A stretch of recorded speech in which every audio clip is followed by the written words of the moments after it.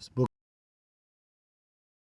reads, "Behold, the plagues draw nigh, and are not slack, as when a woman with child in the ninth month bringeth forth her son, within 2 or 3 hours of her birth, great pains compass her womb, which pains when the child cometh forth, they slack not a moment."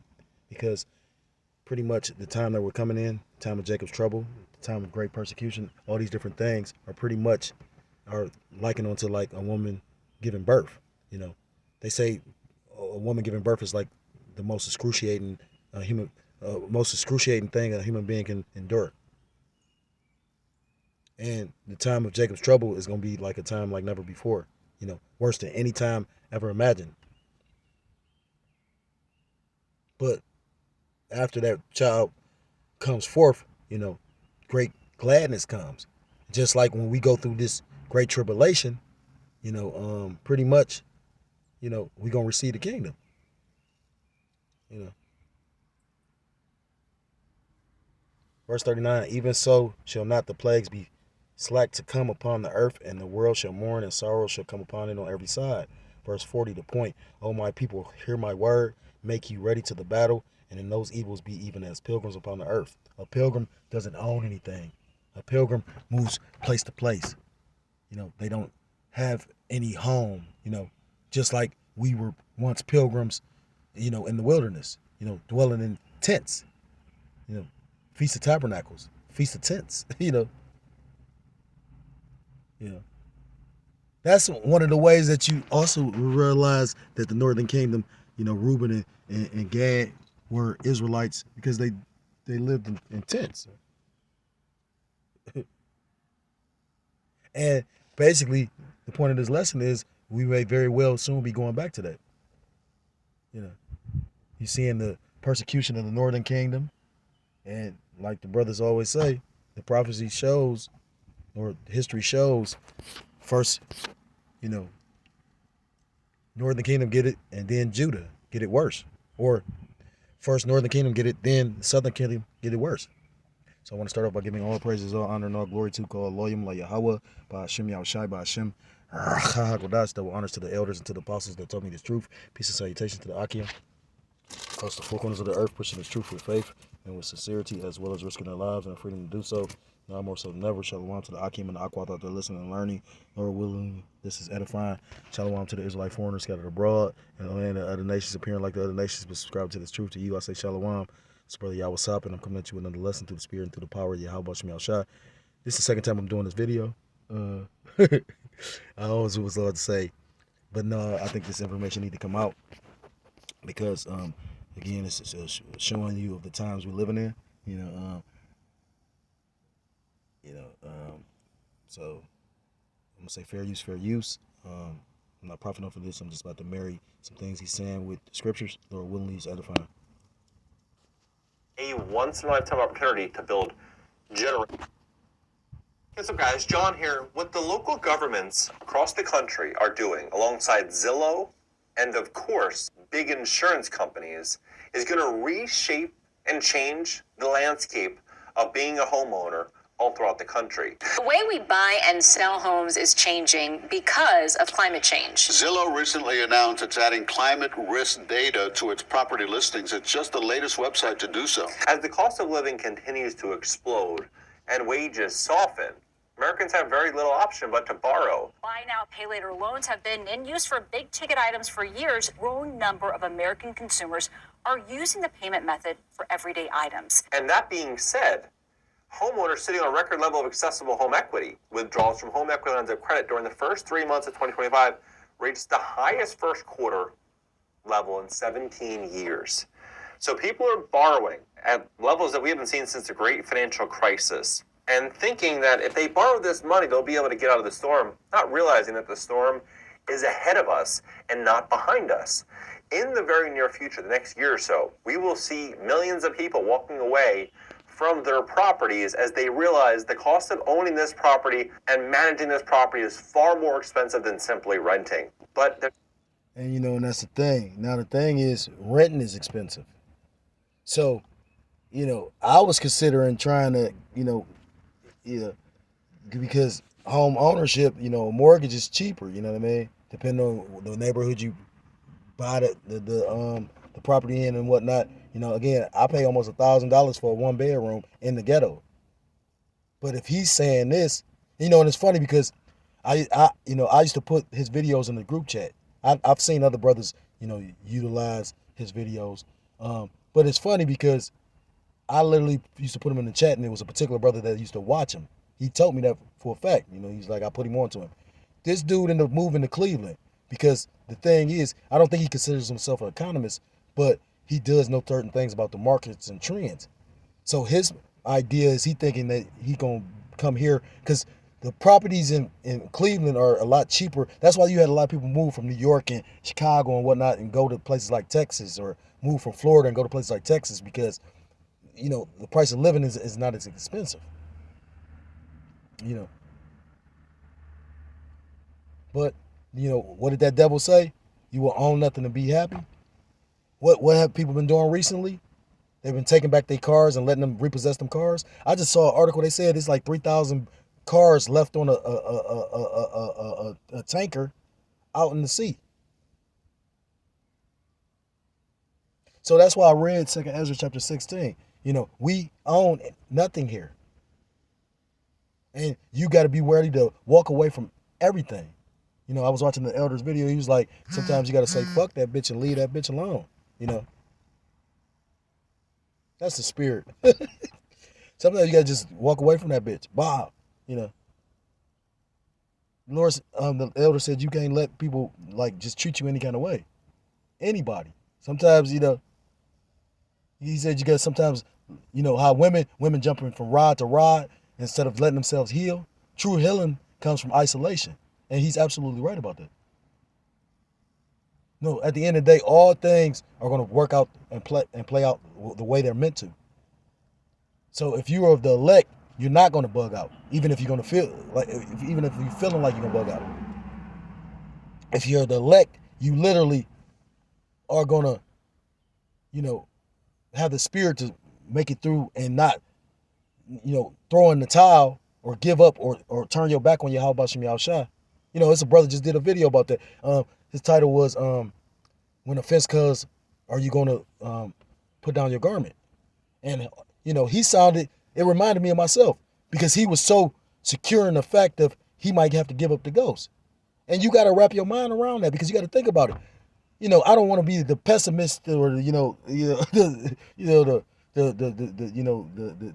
guy with the dark cloud over his head, but, you know, I'm a realist to a lot of things. Everybody, even the elect is going to be put to death. Some elect is going to die. That's how they, you know, they're just going to be risen first. You know, everybody's not just going to make it through all the things and be beamed up. You're going to go through, and your lot is what the Lord has it set up to be. And like that brother said, he made a statement. He said, and death is a form of deliverance as well. So I guess I ain't as bugged out as I come across, huh? No, I'm so tired of this. Because who will want to live here? And they like I said, and the Lord's setting it up where either you going to bow down or bend over to this fucking devil, or you going to be ran over. But the elect is going to stand boldly against that tank, against that dragon, against that devil, against his war machine. You know, you watching right now the Northern Kingdom being persecuted. And think about it. They not persecuting no other. When they had that border wide open, everybody was coming in. So why the fuck now are you just only going after the Northern Kingdom? Because they know who Israel is. There's a twist at how this is all likely going to work out. In this video, I'm going to break it down and show you what's going on. That's all I want because, again, in his mindset, you know, he a carnal individual, you know, because he's looking at the trend, oh yeah, I'm going to make money. He's not seeing that pretty much everything's going to go digital and cashless. Or maybe he does, I don't know. You know, I watch a guy named Johnny Bravo, and, you know, he's an actor in my opinion. I'm reading his spirit. You know, he's sitting up there, he brings out a lot of news, but he say little shit too. He do little shit, you know. Because you got to remember, they utilize the internet and TV to talk amongst themselves as well. You got a lot of insiders. I forgot the project, what's that, Project Mockingbird, or I forgot what it's called, or Project Zypher. Well, brother put me onto it, though. The brother that I put onto John Williams put me onto that. Where pretty much you got people that set up to collect data and disinformation artists. You know, that's why a lot of those people with channels be up there like type of 1 if you believe in this or type of 2 if you believe that. Like, why are you doing that? To basically label you. So the point of the lesson is you might very well soon have to give up your home. And that's why the scripture says, be as pilgrims on the earth. This is the book of Matthew chapter 24. You know, we about to suffer for this truth. It says,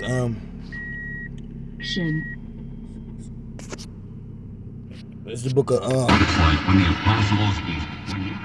Matthew chapter 24 and verse 3, and it says, and as he sat upon the Mount of Olives, the disciples came unto him privately, saying, tell us, when shall these things be, and what shall be the sign of thy coming and of the end of the world?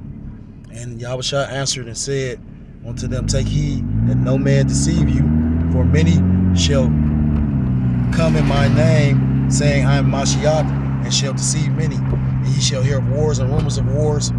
See that ye be not troubled, for all these things must come to pass, but the end is not yet. For nation shall rise against nation, and kingdom against kingdom, and there shall be famines and pestilences and earthquakes in divers places. All these are the beginning of sorrows. So we see in the beginning of the persecution against the northern kingdom, and you know, versus the northern kingdom, and it's always worse with the southern. You know, we seeing, you know, the technology being implemented. We seeing what they was doing in the UK as far as following social media posts and pretty much building cases off of that type shit. Like, what, you know, you just pretty much recently had somebody threaten to assassinate DJ Trump. If I'm not mistaken, I believe they gathered that information from social media. So how much more so brothers that's putting in the work? Verse 9, then shall they deliver you up to be afflicted, and shall kill you, and ye shall be hated of all nations for my name's sake.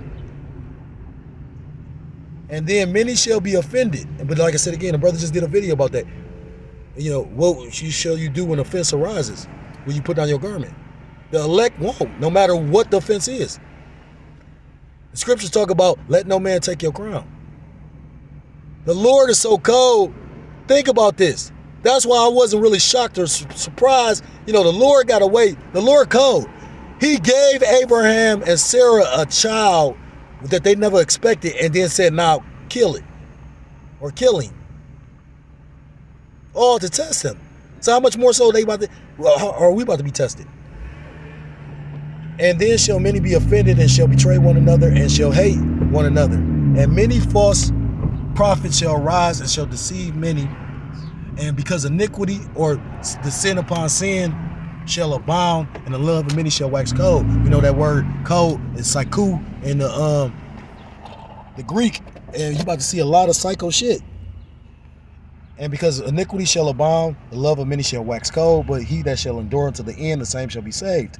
And this gospel of the kingdom shall be preached in all the world for a witness unto all nations, and then shall the end come. And we watching the end manifest because of the words we're speaking, because the Lord said, I'm declaring the end from the beginning. So it was already written in the book, and that's why we know the times we're living in. So it's a beautiful, powerful weapon to have your eyes open to this truth. You know, I think yesterday brother did a video talking about don't take for granted the power of the Bible, roughly paraphrased. So like, I not mean to do that. So yeah, be prepared to lose things. Maybe very well may you have to lose your life. You know, like I said, I was watching a video about an elder. He said you might have to cut that bitch off. You know, it's the book of Hebrews chapter 11. Through faith also Sarah herself. No, I'm gonna start up. Hebrews 11 and verse 9. By faith, I'm gonna start up. Hebrews 11 and 8. By faith, Abraham, when he was called to go out into a place which he should after receive for inheritance, obeyed, and he went out, not knowing whither he went. You know, you gotta remember, Abraham left his father's household, left the land, not knowing where he's going, just having faith. Faith is a powerful tool, and the Lord rewards faith. That's probably why that brother made that video about you got believers that still lack faith. What are you willing to give up for Yahweh Shem Yahushua? By faith he sojourned in the land of promise, as in a strange country, dwelling in tabernacles with Isaac and Jacob, the heirs with him of the same promise. For he looked for a city which had foundations, whose builder and maker is the Most High, which is the kingdom. Through faith also Sarah herself received strength to conceive seed, and was delivered of a child when she was past age, because she judged him faithful who had promised. Therefore sprang there even of one, and him as good as dead, so many as in the stars of the sky, in multitude, and as the sand which is by the sea, short in number. These all died in faith, not having received the promises, but having seen them afar off, and were persuaded on them, and embraced them, and confessed that they were strangers and pilgrims on the earth. For they that say such things declare plainly that they seek a country. Now, I don't know why it's written different, because that's the KJV, but I remember it being written, for here have we no continuous city, but we seek one to come, which is the kingdom. Verse 15, and truly if they had been mindful of that country from whence they came out, they might have had opportunity to have returned.